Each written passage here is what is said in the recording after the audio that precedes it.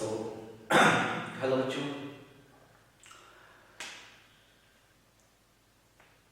First of all, a warm welcome to in our class. And we have already read that Kirchhoff laws rule, and we are in the process of Kirchhoff's law for some numericals, and we have studied that first and second Kirchhoff rule. Now we are going to try some basic concepts regarding the numericals, when we should keep in mind to use Kirchhoff rules in any of the numerical and any of the problems. I have already told you that Kirchhoff rules can make easier and easier the numericals when there is a complex problems. And I have already told you what are complex problems. Complex problems are those which have cells and resistance both in combination, and we can't predict which portion of the circuit is in series and which portion is in parallel. In these cases, we use Kirchhoff law. So first, we are not going to lots of numerical, but we are by using some numericals, we can try to inculcate some knowledge in you so that you can able to try with the numericals and apply Kirchhoff's rules. So first of all, you have to keep in mind that in the Kirchhoff's numerical, you have to determine first, maybe this is equivalent resistance, maybe.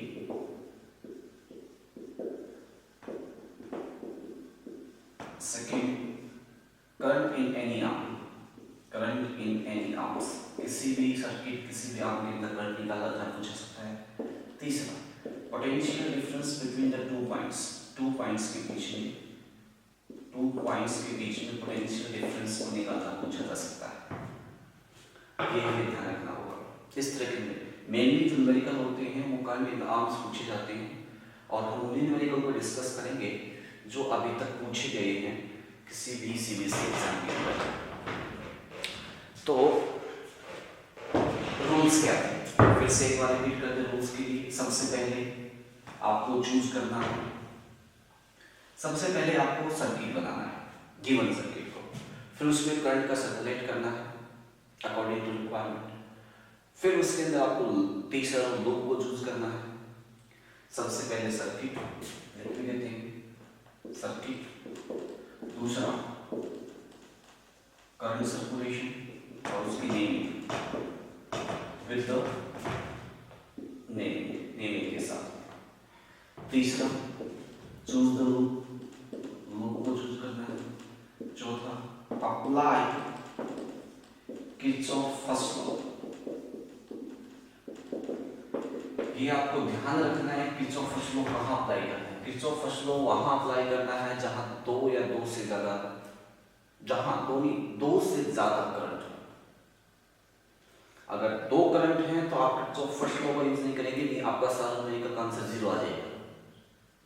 ये भी reason है क्यों आएगा, पर ये अभी discuss नहीं करें. आपको धीरे धीरे न्यूमेरिकल करेंगे आप अपने आप से तो आपको समझ में आएगा. फिर आप क्वेश्चन पूछेंगे तब आपको जरा बेटर समझ में आएगा. तो Kirchhoff law first law use नहीं करेंगे जहां दो I1 I2, जहां पे I1 I2 I3 है, I1 I2 I3 I4 है, वहां पे पक्का है किर्चॉफ. अगर वहां पे किर्चॉफ फर्स्ट लॉ यूज नहीं किया आपने तो भी न्यूमेरिकल नहीं निकलेगा, सबकी वैल्यू 0 आ जाएगी. तो याद रखो किर्चॉफ फर्स्ट लॉ यूज करना है कब, जब दो से ज्यादा करंट हो. करंट मोर देन 2, तो आपको पक्का ही किर्चॉफ लॉ यूज करना होगा फर्स्ट लॉ. इसके बाद में यूज किर्चॉफ सेकंड लॉ और किर्चॉफ सेकंड लॉ. अब कितनी बार यूज करना है, ये सिर्फ एक बार यूज करना है Kirchhoff first law. Kirchhoff second law कितनी बार यूज करना है, आपको इतनी इक्वेशन बनानी है जितने नंबर ऑफ वेरिएबल हो. एक इक्वेशन आपकी यहाँ से आ सकती है, एक होगी. मान लो 3 वेरिएबल है, 2 बार आपको किर्चॉफ सेकंड लॉ अलग अलग रूप में यूज करना होगा ताकि 3 वेरिएबल आ सके. जैसे एक्स वाई जेड की वैल्यू निकालते हैं तो जितने नंबर ऑफ वेरिएबल होते हैं उतने नंबर ऑफ इक्वेशन चाहिए, और उतने नंबर ऑफ इक्वेशन चाहिए तो आपको यूज करना होगा, क्या यूज करना होगा, जितने आपके पास में वेरिएबल हैं आपको वेरिएबल की काउंट करनी होगी, और फिर उसके बाद में सॉल्व द इक्वेशन, आपको इक्वेशंस को सॉल्व करना होगा, सॉल्व द इक्वेशंस को सॉल्व करना होगा। ठीक है, जब किरचॉफ सेकंड लॉ यूज करेंगे तो हमने कुछ रूल्स बताए थे आपको। पहला रूल था जो आपका वो ये था कि जिस डायरेक्शन में आप जा रहे हैं उसी डायरेक्शन में करंट भी चल रहा है तो पॉजिटिव, जिस डायरेक्शन में आप जा रहे हैं उससे अपोजिट डायरेक्शन में करंट है तो नेगेटिव। आपको बात समझ में आ रही होगी। और अगर पॉजिटिव पोल ऑफ बैटरी से टकराए आप जाते हो तो पॉजिटिव साइन देना है, और अगर नेगेटिव पोल ऑफ बैटरी से टकराए हैं तो आपका साइन देना है नेगेटिव। आपको बात समझ में आई? ये बात हमने पिछली क्लास में बताई थी कि अगर जिस डायरेक्शन में आप चल रहे हैं उसी डायरेक्शन में करंट है तो पॉजिटिव, जिस डायरेक्शन में आप चल रहे हैं उसे अपोजिट डायरेक्शन में करंट है तो नेगेटिव। आप पॉजिटिव पोल ऑफ बैटरी से टकराए हैं तो पॉजिटिव, और नेगेटिव पोल ऑफ बैटरी से टकराए हैं तो नेगेटिव। बुक के चक्कर में नहीं पढ़ना है, उसमें ये चीजें होती हैं जिससे प्रॉब्लम्स मुश्किल में पड़ जाती है, तो वो नहीं चाहिए, आपको ये समझनी है। अब आप कुछ न्यूमेरिकल्स करते हैं जिसकी हेल्प से आपको ज़्यादा समझ में आएगा बात, ताकि आप अप्लाई करना सीख सकें। जैसे ही आप अप्लाई करना सीखेंगे तो आगे की चीज़ें फटाफट पास या बढ़ पाएंगे, और आप नोट्स तैयार कर रहे होंगे। तो हमारा पहला न्यूमेरिकल है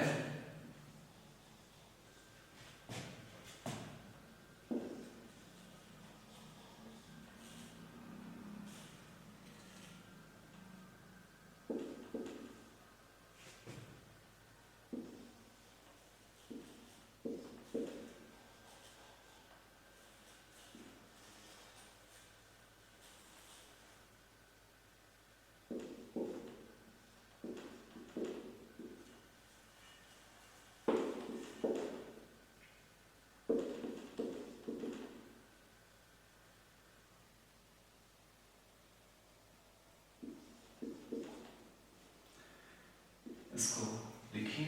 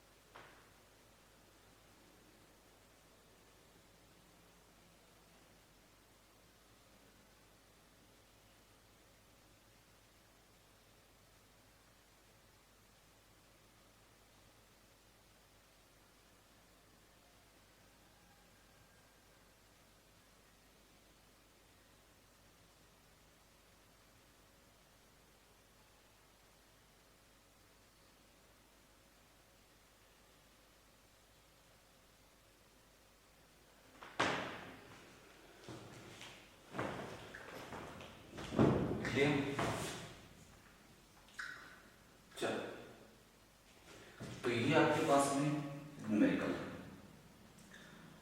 हमें इस क्वेश्चन के अंदर, अच्छा ये 20 होगा, 20, और हमें ये दे रखा है कि यहाँ पे जो करंट है ये वाला करंट इसके अंदर I1 है, और ये वाला जो करंट है यहाँ पे ये I2 है, और find the value of I1 and I2।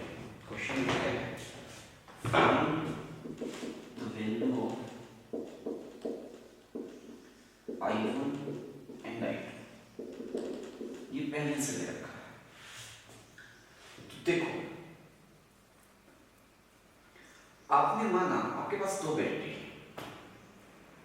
अब जब आपके पास दो बैटरी हैं तो बैटरी का पहला रूल होता है कि आपके पास में जितना करंट निकला है उतना ही करंट वापस आना चाहिए। अब जितना करंट निकला है उतना इसमें से अगर I2 निकला है तो ऑब्वियसली इसमें I2 तो वापस आएगा ही आएगा, और I2 किसी में से तो होके आएगा ही आएगा। आप समझ रहे ना, किसी में से होके तो आएगा। इसमें I1 आपको दे रखा है पहले से आपके पास में, तो इसमें से भी कोई ना कोई करंट निकला होगा यहां से आपके पास में, ठीक है। और जब यहां से आपके पास में करंट निकला होगा तो ऑब्वियस सी बात है कि इसमें से यहां से I1 करंट आया है, तो ये I1 तो आया ही होगा, ये वाला I1।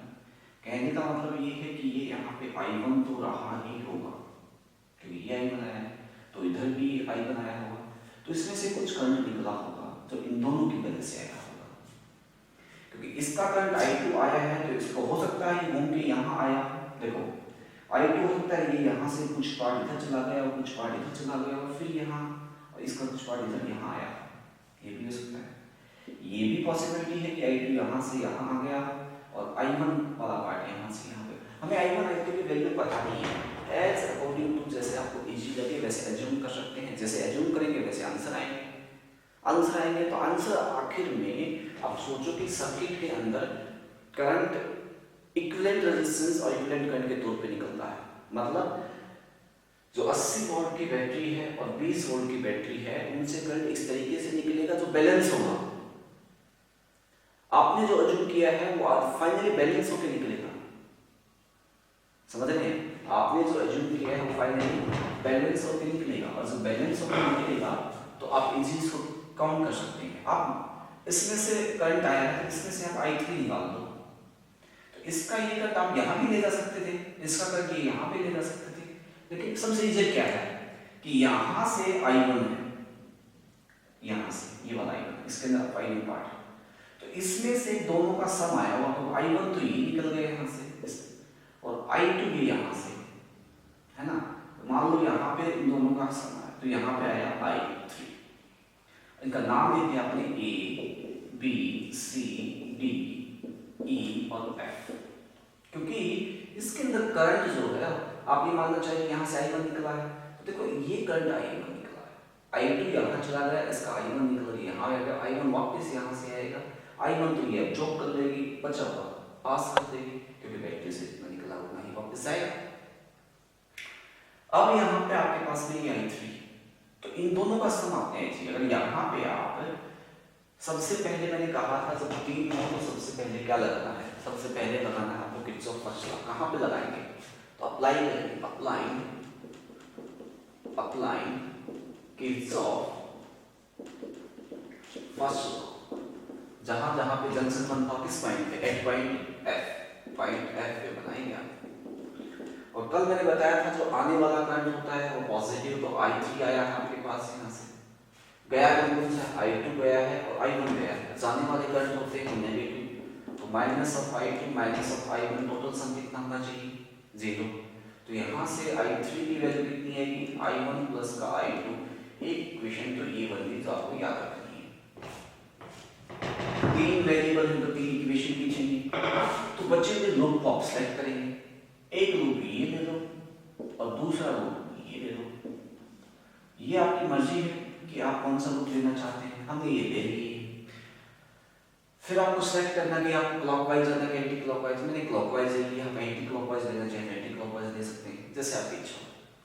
अब हम अप्लाई करते हैं Kirchhoff second law, apply Kirchhoff second law, कहाँ पे, इस ए से चलना स्टार्ट करते, A B C F A, तो वापस देखो A B C F A, तो A B C F A, इसके ऊपर अप्लाई करते हैं और फिर लिखना स्टार्ट करते हैं। तो A से चले, यहाँ से जब A से चलेंगे आप तो क्या होगा, सबसे पहले इधर आ गए, इधर भी करंट इधर ही जाना है, इधर I1, और अब भी इधर चल रही है, किससे टकराएगा, 30 ओम से, तो क्या हो जाएगा सबसे पहले 30 I1, समझ में। अब हम यहाँ पहुंचे, यहाँ तो कुछ नहीं है, फिर यहाँ गए, यहाँ पे क्या है, माइनस से टकराए, बैटरी के माइनस पॉल्स, कितने से, -20 से। मैंने रूल बताया था, अगर माइनस से टकराते हैं तो माइनस लिखना है, प्लस से टकराते हैं तो प्लस लिखना है। फिर यहाँ इधर गए, इधर I3 उधर ही हम जा रहे हैं, उधर ही करना है। I3 है 20 ओम के साथ में, प्लस का 20 I3। फिर F पे पहुंच गए, ऐसे तो A की तरफ गए, बीच में कुछ नहीं था, तो इसको सॉल्व करते हैं, इज इक्वल टू 0। लेकिन I3 की वैल्यू हमारे पास था I1 प्लस I2, ताकि इसे भी यहीं पे कन्वर्ट करते हैं इसको, समझ गए ना। तो यहीं पे पुट करोगे तो I3 का काम यहीं से काम समाप्त होता चलेगा आपका, समझ में, यहीं से काम समाप्त होता चलेगा, तो सॉल्व करने में इजी रहेगी, क्योंकि I3 तो दूसरे वाले में भी आना है। तो यहीं पे पुट करो, तो यहाँ पे होगा 30I1 और प्लस का 20I3 की वैल्यू जो है वो I1 प्लस का I2 और 20 उधर चला गया तो इज इक्वल टू 20। यहाँ तक समझ में आई आपको। तो ये हो गया 30I1 प्लस का 20I1 प्लस का 20I2 इज इक्वल टू 20। समझ में आ गया। तो यहां से आपके पास क्या है, ये होगा 30I1 प्लस का, सॉरी 30 क्यों, 30 ये 20 ये 50I1 प्लस का 20I2 इज इक्वल टू 20। दूसरी इक्वेशन ये, इस इक्वेशन को भी हमने आम में रख लेते हैं। तो इक्वेशन है आपके पास में दूसरी है 50I1 प्लस का 20I2 is equal to 20। Equation number 2, दो इक्वेशन हो गई। इक्वेशन कैसे लिखी आप फिर से देखो एक बार रिवाइंड करके, आपको पता चल जाएगा। अब फिर से अप्लाई करते हैं क्या, किरचॉफ सेकंड लॉ में कहां पे अप्लाई करते हैं, दूसरे लूप में। तो अप्लाई किरचॉफ सेकंड लॉ, फिर से किरचॉफ सेकंड लॉ कहां पे, लूप में से आप कहां से ना एफ से स्टार्ट करना चाहते हो, F C D E F, क्या हो गया F C D E F. वापस अब चलना स्टार्ट करेंगे, तो यहां से चले, यहां से चले तो पहले हम इधर आ गए, करंट इधर जा रहा है तो नेगेटिव होगा, किसके साथ में, I3 के साथ में, तो माइनस का 20I3 किससे टकरा है, बैटरी के पॉजिटिव नोड से टकरा है, प्लस का 20 प्लस का 20। उसके बाद में हम यहाँ पे आए, यहाँ से नीचे की तरफ आए, तो इसमें करंट I2 है, हम तो इधर जा रहे हैं, करंट इधर आ रहा है, फिर से नेगेटिव हो गया, माइनस का 20I2। अब यहाँ से यहाँ पहुँच गए, पॉजिटिव पोल से दिख रहा है, कितने का, 80 वोल्ट का है, तो प्लस का 80 इज इक्वल टू 0। सॉल्व करेंगे इसको, तो I3 की वैल्यू तो इनपुट करो, माइनस 20I3 क्योंकि I1 प्लस का I2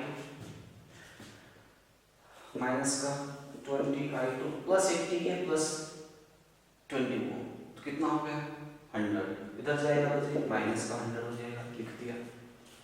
सॉल्व करेंगे, माइनस का 20I1 माइनस का 20I2 फिर से माइनस का 20I2 is equal to minus का 100, माइनस का 20I1 माइनस का 40I2 is equal to minus, सारे को माइनस से मल्टीप्लाई करेंगे तो कितना हो जाएगा, सारे को माइनस से मल्टीप्लाई करेंगे सारा प्लस का हो जाएगा। तो ये इक्वेशन नंबर आ गई, समझ में। इन दोनों का आप यहाँ यूज करेंगे सॉल्व करने के लिए। इक्वेशन नंबर 2 ये रही, इक्वेशन नंबर 3 है, तो इसको लिख लो 20I1 प्लस का 40I2 is equal to 100, equation number 3। और फिर इन दोनों से क्वेश्चन को सॉल्व करेंगे। इन दोनों से जब क्वेश्चन को सॉल्व करेंगे तो देखो ये 20I2 इसको 2 से मल्टीप्लाई कर दो, है ना, 2 से मल्टीप्लाई कर देंगे तो ये 40 40 हो जाएंगे। अब इनका तो हमारे पास काम नहीं है, इनका तो हमारे पास काम नहीं है, तो इक्वेशन आ गई, इनको सॉल्व करना है। जैसे इक्वेशंस को सॉल्व करते हैं, तो पहली इक्वेशन है, इसको 2 से मल्टीप्लाई करते हैं, किससे, 2 से करेंगे तो कितना हो जाएगा 100I1 प्लस का 40I2 इज इक्वल टू 40। इसको एज इट इज लिख लो 20I1 प्लस का 40I2 इज इक्वल टू 100, और दोनों को माइनस कर दो ताकि 40I2 से 40I2 कैंसिल हो जाए, एक में आ गई, कितना बचा है 80I2 इज इक्वल टू, कितना बचा है यहाँ पे 80I1 आपके पास वैल्यू आई, कितना बचा आपके पास में माइनस का 60 बच गया जी।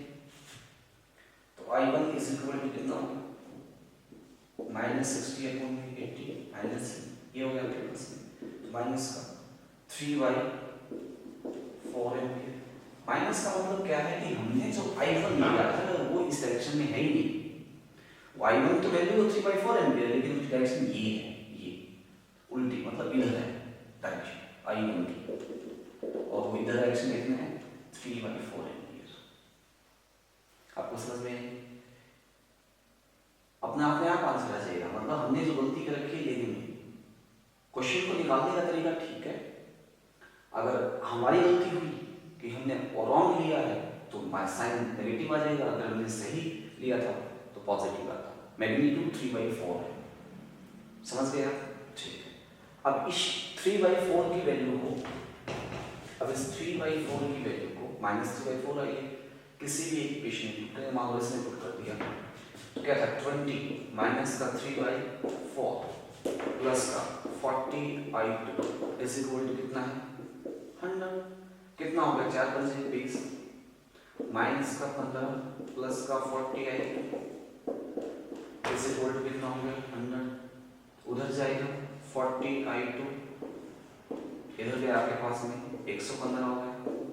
I2 is equal to 150 upon 40 5 से काटो जी ये 8 हो गया, ये 23 हो गया। तो I2 की वैल्यू कितनी हुई 23/8 है, ये हो गई। समझ में आई आपको? पॉजिटिव आई है तो मतलब I2 तो बिल्कुल सही है, ठीक है। अब अगर I3 की अब निकालनी हो तो हमें पता क्या पता कि I3 इज इक्वल टू क्या है, जो I3 हमारे पास में वो क्या है I3 इज इक्वल टू क्या था I1 plus I2 using equation, दोनों को जोड़ दो I1 की माइनस का 3/4 ये हो गया आपके पास 23 कितना एलसीएम हो गया 8 एलसीएम कितना हो गया माइनस का 6 प्लस का 23 कितना बचा 17/8 एम्पियर। मतलब I3 की जो वैल्यू है वो 17/8 एम्पियर आंसर है। ये सीबीएसई में आया हुआ है 2013 में, ऐसे करके निकालना था। क्वेश्चन को रिवाइंड करो, देखो मैंने रूल्स बता दिए हैं, उन्हीं रूल्स को फॉलो करना है। हर क्वेश्चन में वो रूल लगेंगे और आपको समझ में आएगा। एक बार फिर से अपने आप से लगा के देखो, पॉज करके लगा के देखो, फिर मैच करो, आपका आंसर आ जाएगा। दूसरा क्वेश्चन करने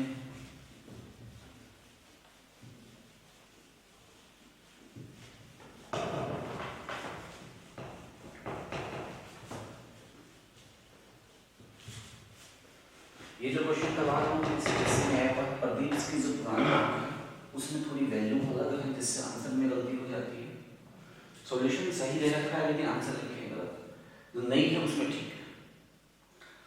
क्वेश्चन है आपके पास में प्रदीप की बुक में भी है,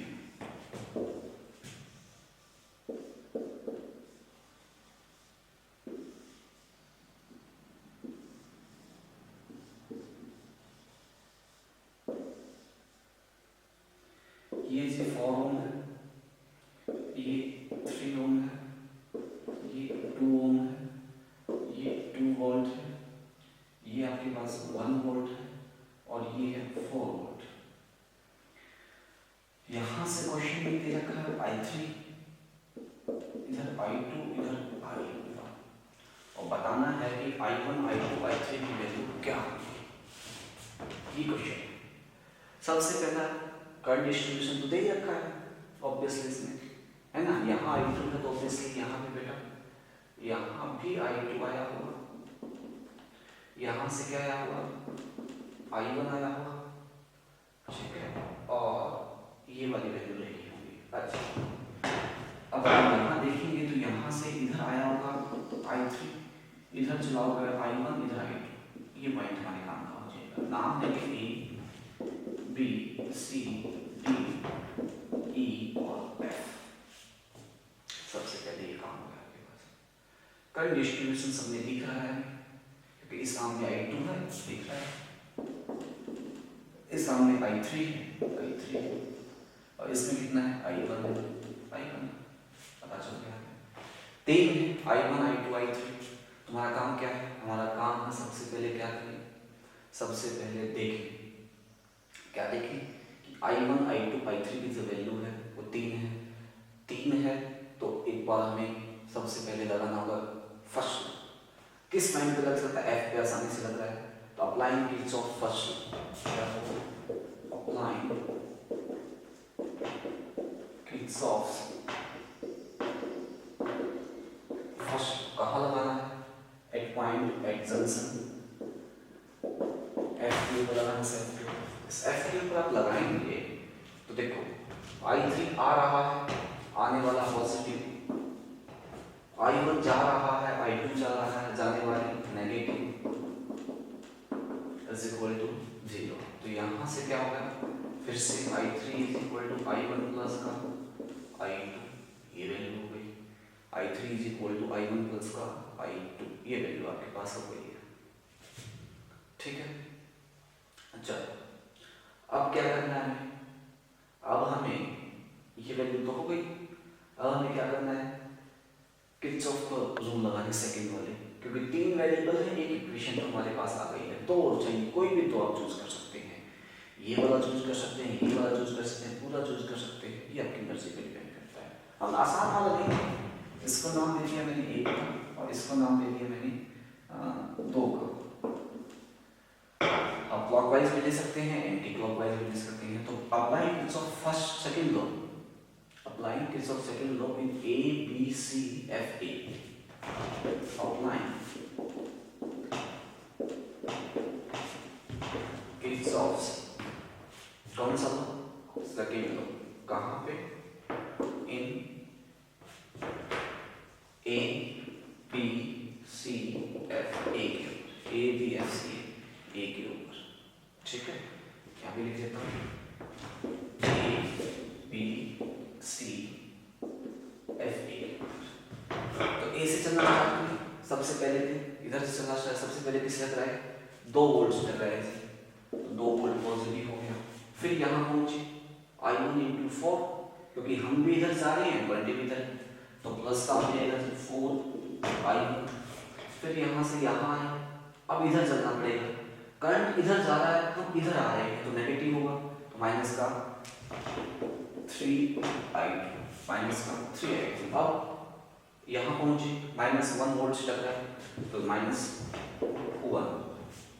फिर यहाँ पहुंचे, फिर ऊपर गए, कुछ नहीं था, इज इक्वल टू, फिर क्या हो जाएगा आपके पास में 2 वोल्ट की जरूरत नहीं है।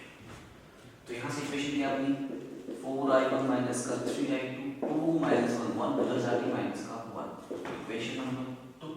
इसको यहाँ पे लिख लेते हैं, 4I1 माइनस का 3I2 is equal to -1, equation number हो गया हमारे पास में 2। काम आ जाएगी। अब फिर से एक और बार किरचॉफ रूल लगाएंगे, कहाँ पे लगाएंगे? इसमें लगा देंगे। तो अप्लाइंग किरचॉफ सेकंड लॉ, कहाँ पे? आपकी बात कहाँ पे लगाएं? इसके कहाँ से? F C D E F, कितना पे? F C D E F लगाएंगे। कहाँ से चलेंगे? इधर सबसे पहले यहाँ से किस से लगाएंगे? 1 वोल्ट से 1 वोल्ट हो गया। फिर इधर ही हम जा रहे थे, इधर जा रहे तो प्लस का 3I2 हो गया। यहाँ से यहाँ आए, इधर ही हम जा रहे हैं, इधर ही करंट जा रहा है, लेकिन I3 है, तो प्लस का 2I3 हो गया। किससे लग रहा है? -4 वोल्ट से लग रहा है, तो माइनस का 4। वापस F पे पहुंच गए, तो क्या हो गया? 0। कितना हो गया? 3I2 प्लस का 2I3, 1 माइनस 4 उधर जाएगा तो सर 3। I3 की वैल्यू यही पुट कर दो, कितनी है? I1 प्लस I2 पुट करेंगे तो ये 3I3 प्लस 3I2 प्लस का 2I3 की वैल्यू है I1 प्लस का I2 इज इक्वल टू 3। इसी को थोड़ा आगे सॉल्व करेंगे तो बनेगा क्या? 3I2 प्लस का 2I1 प्लस का 2I2 इज इक्वल टू 3, जोड़ दो 3I2 2I2 5I2 प्लस का 2I1 is equal to 3, equation number. इसको भी यहाँ लिख लेते हैं, कितनी है ये? 5I2 प्लस का 2I1 इज इक्वल टू 3, ये इक्वेशन नंबर 3 होगी। तीन वेरिएबल थे, तीन इक्वेशन चाहिए। अब इन इक्वेशंस को हम क्या करेंगे, सॉल्व करेंगे। सॉल्व करना, देखो 4i1 है 2i1, इस इक्वेशन को 2 से मल्टीप्लाई करें ताकि आपको 4i1 हो जाए और फिर उनको जोड़ दें। तो ये इक्वेशन का रिजल्ट को 4i1 माइनस का 3i2 is equal to minus का 1। इसको पहले i1 को पहले लिख लें तो ये हो गया 4i1 प्लस का 10i2 इज इक्वल टू 6। दोनों को माइनस करेंगे, ये माइनस ये माइनस ये माइनस ये कैंसिल हो गए, तो ये होगा माइनस का 13i2 इज इक्वल टू, ये भी माइनस का हो चुका है तो माइनस का 7, माइनस से माइनस करें i2 is equal to 7/13 ampere. बिल्कुल सही बात है, i2 की वैल्यू 7/13 एम्पियर, यही आंसर भी है। अब हमें क्या निकालना है, i1 की, किसी भी इक्वेशन में i1 की वैल्यू इस्तेमाल इसमें करते हैं, क्या है 4i1 माइनस 3i2 कितना है 7/13 इज इक्वल टू माइनस का होगा, तो 4i1 माइनस का 21/13 इज इक्वल टू माइनस उधर जाएगा, तो 4i1 माइनस का 1 प्लस का 21/13 एलसीएम जी 30 माइनस का 13 प्लस का 21 कितना बचेगा 8 बचेगा, कितना होगा 8/13 इज इक्वल टू 4i1, 4 से 2, तो मतलब क्या होगा, मतलब ये हो गया आपके पास में कि i1 इज इक्वल टू, जो i1 इज इक्वल टू क्या है 2/13 एम्पियर। ये वैल्यू आ गई आपके पास i1 की। तो i3 की वैल्यू निकालो, ये तो i3 हमारे पास क्या है, i3 इज इक्वल टू था i1 प्लस का i2, तो i3 इज इक्वल टू क्या हो गया i1 प्लस का i2, और i1 प्लस का i2 हुआ कितना था, i1 की वैल्यू 2/13, i2 की वैल्यू 7/13, और ये हो गया आपके पास में 9/13 एम्पियर। क्वेश्चन सॉल्व हो गया आपका। i1 और i3 की वैल्यू निकालनी थी, जो निकाली जा चुकी है। ये भी सीबीएसई में आया हुआ क्वेश्चन, समझ में आया होगा, आप फिर से इसको रिवाइंड करके देखो, आपको समझ में आएगा। अगला क्वेश्चन,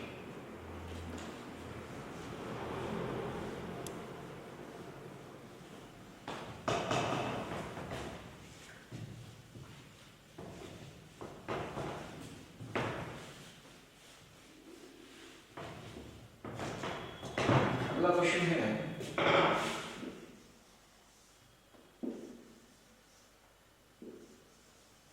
ये 1 ओम है, ये भी 1 ओम आपके पास, ये 4 ओम है, यहाँ पे 9 वोल्ट है, यहाँ पे 6 वोल्ट है, 3 वोल्ट है, ये R अननोन है, और ये कहा गया है कि इस R की वैल्यू निकालो कितनी है, क्या निकालो R की वैल्यू। तो हम सबसे बड़ी वैल्यू देखते हैं ये, और क्या कह रहे हैं find the value of R if there is no current, there is no current through 4 ohm resistance. जो 4 ओम का रेजिस्टर है, इससे कोई भी करंट नहीं हो, तब R की वैल्यू निकालो कितनी होगी। तो मतलब इसमें करंट नहीं है, जो भी करंट होगा वो तो एक ही होगा, है ना, आसान क्वेश्चन है, क्योंकि करंट एक ही होगा तो बहुत आसानी रहेगी, तो जो भी होगा एक ही होगा। तो 4 ओम रेजिस्टेंस है, इसकी वैल्यू निकालनी है। क्या होगा कि हम इसे करंट दे लें फिर आई, और ये आई ही सब जगह जाएगा, इसमें से भी आई, ठीक है, और इसमें से ओके। तो हमें जरूरी ना ये लूप ले, अगर ये लूप लेंगे तो R आ जाएगा, और आई है तो एक ही आई है, एक ही इक्वेशन बनेगी बेटा, क्योंकि वेरिएबल तो एक ही है, तो इसलिए हम ये ले लेंगे, और इस लूप को देते 1, नाम दे दें सबका A B C D E और F। अब अप्लाइंग किरचॉफ सेकंड लॉ, क्योंकि फर्स्ट लॉ लगा नहीं सकते मैंने कहा था, तो उससे ज्यादा नहीं। तो अप्लाइंग किरचॉफ सेकंड लॉ कहाँ लगाएंगे, कहाँ लगाएंगे? A B E F A, A B E F A, A से चलना स्टार्ट करेंगे। इधर ही आप चाहे करंट I, तो 1 इंटू में I तो मतलब क्या बच गया, I बचा 1 में I। यहाँ पे गए, यहाँ पे करंट तो है नहीं, लेकिन हम किससे लिख रहे हैं 6 वोल्ट से, तो 10 का 6 करंट तो 0 है, 0 इंटू 4 मतलब 0। यहाँ से -9 से लिख रहे हैं, माइनस का 9, इधर ही हम जा रहे हैं, फिर से लिख रहा है 1 से प्लस का 1 इंटू I, तो प्लस का होगा आपके पास में I इज इक्वल टू 0। तो यहाँ से 2I इज इक्वल टू उधर जाएगा आपके पास में -3 इज इक्वल टू 0, तो 2I इज इक्वल टू 3 और I इज इक्वल टू आपके पास होगा 3/2 एम्पीयर। समझ में आ गया आपको? तो करंट की वैल्यू आपके पास में 3/2 एम्पीयर हो गई है I की वैल्यू। तो यही करंट I यहाँ भी है, तो ये है 3/2 एम्पीयर आंसर आ गया। पर हमें तो R निकालना था, अब अगली इक्वेशन यूज करेंगे और R की तरफ देखेंगे। तो R कैसे निकालेंगे? अब फिर से एक बार किरचॉफ लॉ अप्लाई करेंगे इस पे। अब जब किरचॉफ लॉ इस पे अप्लाई करेंगे क्या निकलेगा? अप्लाइंग किरचॉफ लॉ कहाँ पे? A C, वो भी second law, second A B C D E F A पूरे ऊपर। जब यहाँ से अप्लाई करते हैं यहाँ से चले, तो सबसे पहले 1 से लेकर उसी डायरेक्शन में जा रहे हैं, तो 1 इंटू I मतलब I। फिर यहाँ पे फिर इधर कुछ नहीं है, यहाँ पे R है, तो प्लस का I इंटू R, R की वैल्यू तो हमें पता ही नहीं है। यहाँ पे आए +3 से लग रहा है, तो प्लस का 3, यहाँ पे -9 से लग रहा है, तो माइनस का 9, यहाँ से प्लस I से फिर से लग रहा है, तो प्लस का क्या होगा आपके पास में I is equal to 0। I की वैल्यू सब जगह हमें पता है, पुट कर दो, तो ये हो गया 3 I प्लस I की, तो 2I हो गया, तो 2 इंटू में 3/2 प्लस का 3/2 R होगा, माइनस का 6 इज इक्वल टू 0, 2 से 2 3 प्लस का 3/2 R माइनस का 6 इज इक्वल टू 0। यहाँ कितना बचा? माइनस का 3/2 R माइनस का 3 इज इक्वल टू 0। उधर जाएगा तो 3/2 R उधर गया इज इक्वल टू 3 से 3 कैंसिल, तो R की वैल्यू कितनी होगी? आंसर होगा आपके पास में R इज इक्वल टू, यही आंसर ऐसे करके निकाल सकते हैं। और एक और क्वेश्चन भी इसमें पूछा जा सकता है, find the potential difference between C and D। इसमें अगर क्वेश्चन पूछा जाए कि find the potential difference between C and D, तो हमें क्या करना होगा? ये क्वेश्चन तो हो गया, इसकी वैल्यू कितनी थी? 2 ओम। तो find the potential difference between, अगला क्वेश्चन इसमें पूछ लिया जाए, find the potential difference between C and D, C और D पॉइंट के बीच में पोटेंशियल यहाँ देखना है। यहाँ जो भी है वो देख लो, करंट इधर से इधर आ रहा है, मतलब पॉजिटिव है। करंट कितना है? करंट से 3/2 है, R कितना है? इंटू में R 2, मतलब कितना होगा 3 वोल्ट। इसके बीच में कितना डिफरेंस है? 3 वोल्ट का। इसके बीच में कितना डिफरेंस है? 3 वोल्ट का। इसके बीच में कितना डिफरेंस है? 6 वोल्ट का। बीच में तो करंट है ही। इसके बीच में कितना डिफरेंस है? इसके बीच में 9 वोल्ट का कुछ है। इसके बीच में I इंटू 3/2, इसके बीच में 3/2, यहाँ से यहाँ फिर 3/2, यहाँ से यहाँ पूछे तो दो तरीके हैं। अगर पूछे potential difference between A, potential difference between A and E, A और E के बीच में, तो A ये रहा और E ये रहा, तो आप देखो इधर से चलना स्टार्ट कर सकते हैं या फिर इधर से चलना स्टार्ट कर सकते हैं। इधर से चलना स्टार्ट करें तो आप उल्टा आ रहे हैं, क्योंकि करंट ऊपर जा रहा था, तो कितना हो गया? माइनस का I इंटू में 1, तो माइनस का I कितना होगा? 3/2। फिर से इससे लग रहा है, सिर्फ इससे लग रहा है, इस जगह है तो प्लस का 9, यही है potential difference between A and B इस रास्ते से। तो यहाँ से कितना होता है आपके पास में, तो 7.5 वोल्ट होगा ए और बी के बीच में, समझ में आई। आपके पास तरीका एक और है, यहाँ से यहाँ पहुँचे करके देखते हैं।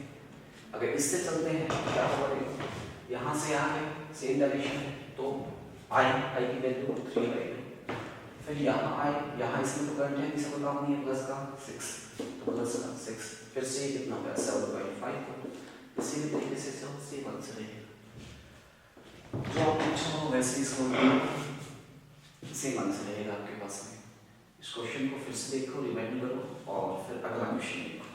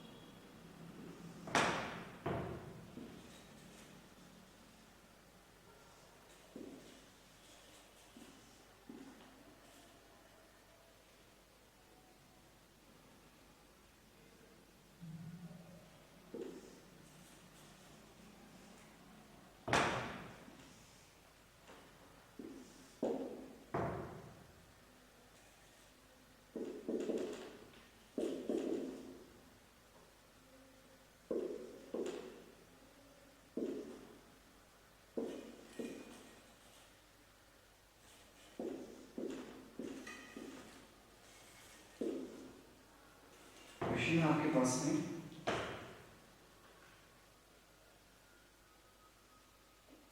आपको इनकी सबकी इक्वेशंस लिखनी है।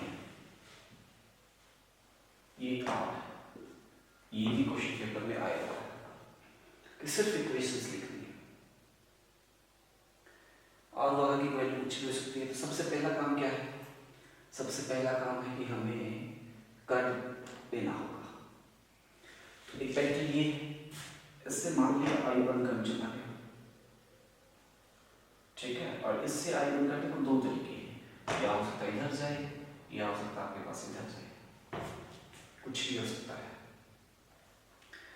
और इससे आपने निकाल लिया I2, तो ये पक्का है कि यहाँ से I2 आएगा, यहाँ से I2 आने के दो चांस है, तो यहाँ से या यहाँ से, कुछ भी हो सकता है, आपकी मर्जी है। अगर मान लो I1 है ये वाला यहाँ से और ये यहाँ से लेकर आप वापस इसमें लाना चाहते हैं तो I2 की वैल्यू यहाँ से ले,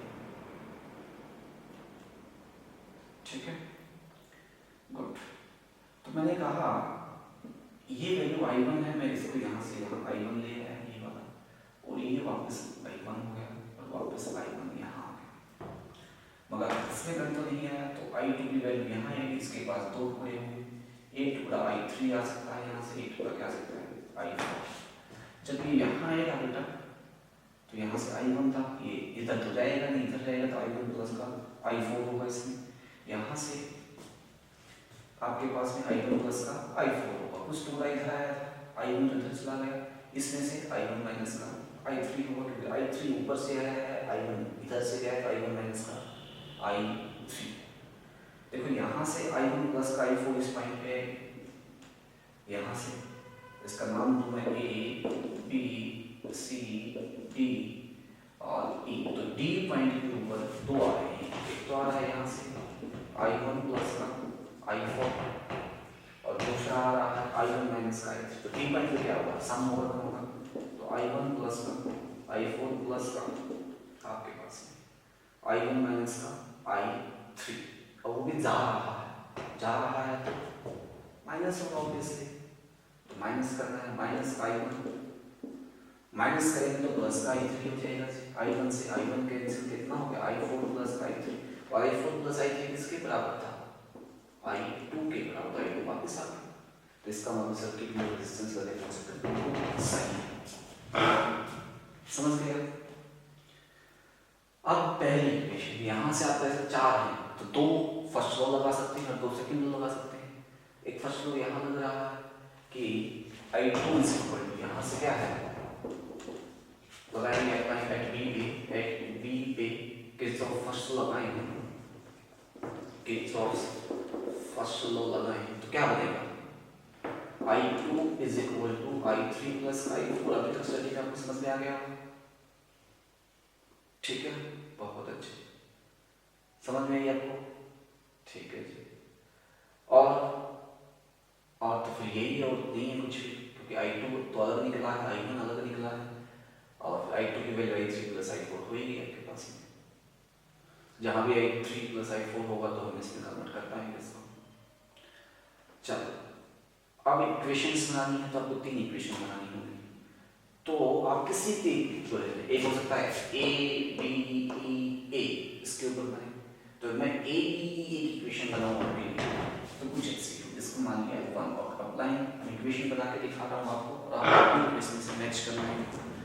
अगर आपकी इक्वेशन सही बनती है तो इसका मतलब आपको करना आ गया।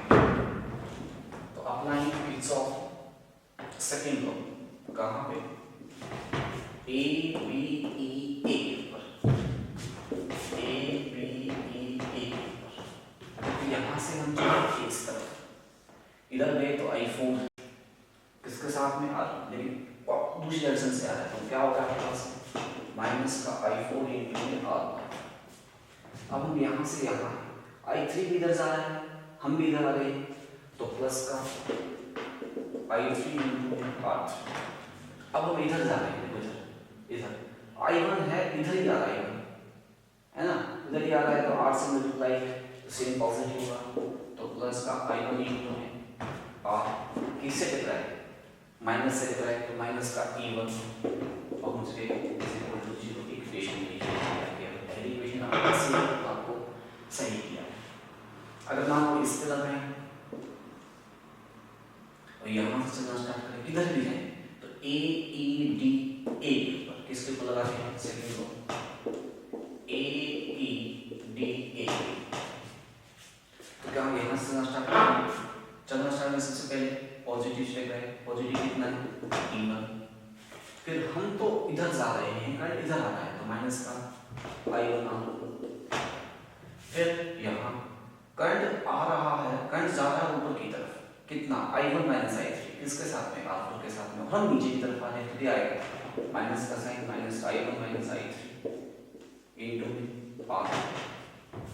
अब हम तो इधर जा रहे हैं, करंट आ रहा है इधर, कितना I1 प्लस का I4, तो उल्टा होगा फिर से माइनस का I1 प्लस का I4 multiply R is equal to 0। अगर ये इक्वेशन आपने लिखी है तो भी सही है।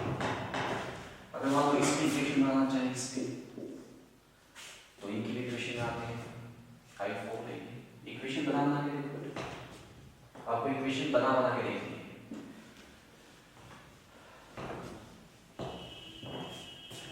अप्लाइंग इक्वेशन सेकंड लो कहाँ पे, B C D E B C D E B के ऊपर वापस देखो, B से चले, B से हम जा रहे हैं इधर और करंट उधर नेगेटिव है, तो माइनस का I2 R है, R किससे टकराए, पॉजिटिव पोल से, कितना है आपके पास में E2 है, तो प्लस का E2।